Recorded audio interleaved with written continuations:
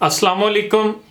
کسی اللہ کے بندے نے ہم مردوں کو جھنجھوڑنے کی کوشش میں لکھا ہے کہ صبح سویرے اٹھنے کے بعد سے لے کر رات قبل سونے تک کیا کبھی آپ نے سوچا ہے جوتے پالش، کپڑے دھلے دھلائے اور استری شدہ، کھانا پکا پکایا، باتھ روم سے لے کر کچن، بیڈ روم کے علاوہ گھر کا کونا کونا صاف ستھرا ملتا ہے۔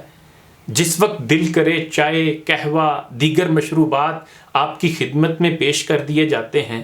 فریج کے اندر ہر قسم کا کھانا تیار ملتا ہے۔ ایک ہی فرمائش پر آپ کی من پسند شے آپ کے سامنے حاضر کر دی جاتی ہے۔ آپ کے بچے صاف ستھرے لباس میں ہوتے ہیں اور اسکول کالجز جانے سے لے کر گھر واپس آنے کے بعد تک ان کی تمام ضروریات کا خیال رکھا جا رہا ہوتا ہے۔ آپ کے گھر میں آئے مہمانوں کے لیے قیام و طعام کا مکمل بندوبست کیا جاتا ہے اور ان کی ساری ضروریات بر وقت پوری ہو رہی ہوتی ہیں۔ ایک آواز پر آپ کی فرمائش کی تکمیل شروع ہو جاتی ہے۔ جب آپ گھر تاخیر سے لوٹیں تو پیچھے کوئی خیر و عافیت اور سلامتی کی دعائیں مانگ رہا ہوتا ہے اور ان دعاؤں کی بدولت اللہ پاک کی رحمت آپ پر سایہ فگن رہتی ہے۔ جب کسی وجہ سے آپ رات دیر تک بھی واپس نہ لوٹیں تو انتظار میں بیٹھی ہوئی ہستیوں کی نیند اڑی اڑی سی رہتی ہے۔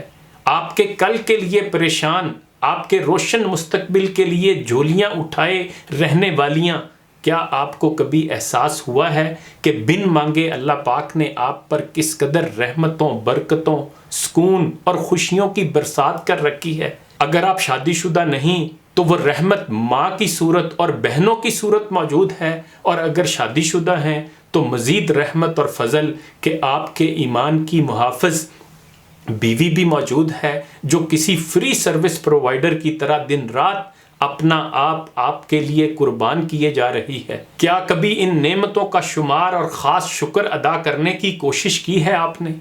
کبھی رات سونے سے قبل تنہائی میں بیٹھ کر ماں، بہن، بیوی کی لازوال قربانیوں کو یاد کر کے اللہ پاک کا شکر ادا کیجئے گا۔ کوشش کریں کہ اپنے ان بے لوث خدمت گاروں کے ساتھ حسن سلوک کریں، انہیں احساس دلایا کریں کہ آپ ان کے احسان مند ہیں۔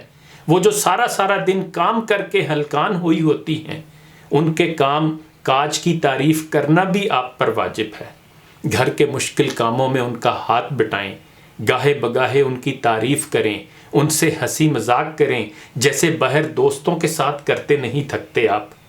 ہر وقت مردانہ چودراہٹ کے احساس کے ساتھ سڑیل ہی نہ بنا رہا کریں۔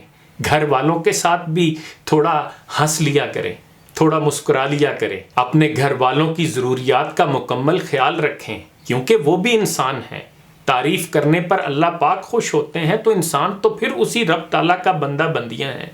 آپ کے گھر کی سلامتی، سکون، برکت، رزق کی فراوانی، مسرت اور چھوٹی چھوٹی خوشیاں آپ کی زندہ دلی، مثبت رویے، خوش اسلوبی سے معاملات نپٹانے کی صلاحیتوں کی منتظر ہیں۔ آگے بڑھیے، اناؤں کو کچل ڈالیں، گھر کے افراد کو اپنا دوست بنائیں، ان کے آئیڈیل بنیں اور اپنے پیارے گھر کو امن و سکون و محبت کا گہوارہ بنا دیں۔ یہی دنیا میں آپ کی جنت ہے، اس کی قدر کریں، بے توقیری نہ کریں۔ آخر پر عرفان صدیقی صاحب کا ایک شعر سن لیں: تم پرندوں سے زیادہ تو نہیں ہو آزاد، شام ہونے کو ہے اب گھر کی طرف لوٹ چلو۔